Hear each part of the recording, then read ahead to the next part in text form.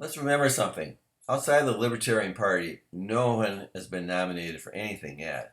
I get a little impatient with news anchors who talk about Republican nominee Donald Trump. The Republican convention is 4 weeks away. I'm attending as an alternate delegate. My name is David Blaska. No one has been nominated yet. We have a choice. Now, Sunday night I participated in a half-hour telephone conference call as part of a nascent group called Free the Delegates. And this movement, it's really a grassroots movement, is growing exponentially. Organizers claimed 1,000 participants in that conference call Sunday night. The basic idea is that Republican convention delegates are not bound to anyone. Let's remember that this spring people voted in presidential preference primaries. The word preference is usually omitted, shouldn't be. Those preference primaries are like the preseason in NFL, in the football preseason. The games don't count. They're merely held to weed out the candidates who cannot win in the regular season. And I maintain that Donald Trump can't win in November.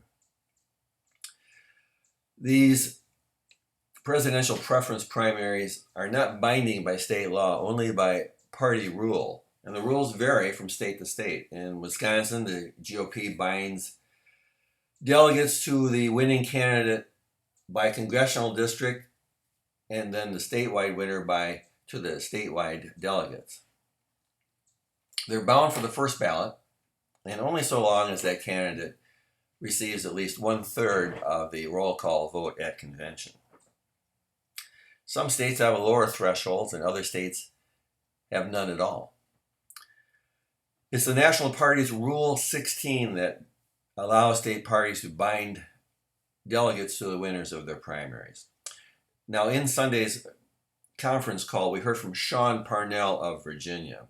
He and North Dakota delegate Curly Hoffland, who is a member of the Rules Committee, they contend that Rule 16 expires at the start of July's Republican convention. It's not in effect unless it is proactively reinstated by the Rules Committee and voted on by the delegates. Takes a majority vote in both cases. Our job is to prevent that from happening. Let's remember that in 1952, after a rules fight, Republicans nominated Dwight David Eisenhower instead of Senator Bob Taft, who was known as Mr. Republican in those days. Sunday night, we also heard from Delegate Kendall Unruh of Colorado.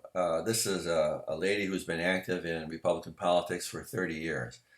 And she's a member of the Rules Committee. She is proposing a conscience clause.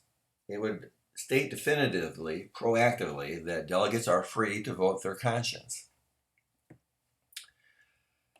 And as part of that effort, we're asking people to sign the petition at freethegop.com. That's freethegop.com.